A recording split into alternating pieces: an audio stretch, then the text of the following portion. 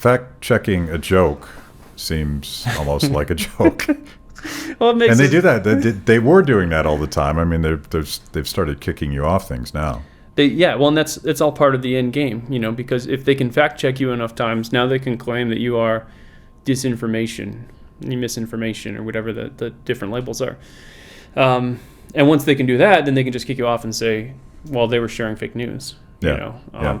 The very first one we ever got dinged for, we had been fact checked a few times, but the first one that Facebook ever dinged us for on social media was we said CNN purchased a giant washing machine to spin the news.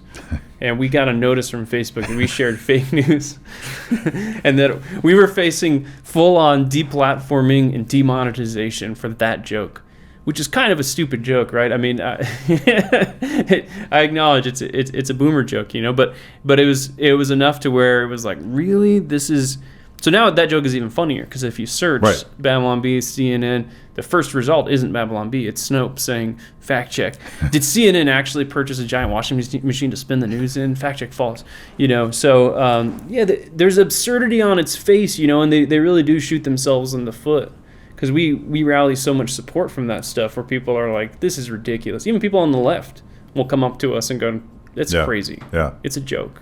Yeah, but the fear thing, and that we've been sort of obsessed with the humanitarian damage caused by lockdowns and all the things that government has done to us in the last 3 years. And by the way, that infrastructure is just itching for the next pandemic.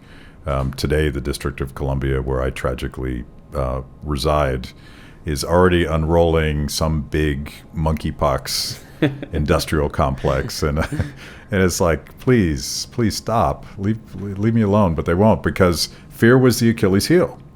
They managed to scare enough people into tolerating and even applauding incredible encroachments on liberty that I never ever would have imagined that Americans would have put up with that. But get us afraid enough, and anything goes. Yeah, well, I just saw, I'm not in LA, but I'm in Southern California, and LA just announced rolling back mask mandates, putting them back in place. You're just like, what kind of world do you live in, where this is acceptable? But it really is what government thrives on. It's that fear and that threat of force. Well, it's become, I did a panel here, and I won't academic geek out on this, but Frederick Hayek, we always quote Hayek on this show, he wrote a critique of this proto-socialist French guy named Henry Saint-Simon, who basically turned science into a religion, where he was building temples to Sir Isaac Newton. And the whole idea was, let's put the scientists, because they're the smartest, and they're going to know better for what is good for us. Let's put them in charge and give them all the power. And it's precisely where we're at right now. There are Fauci prayer candles you can buy on Amazon.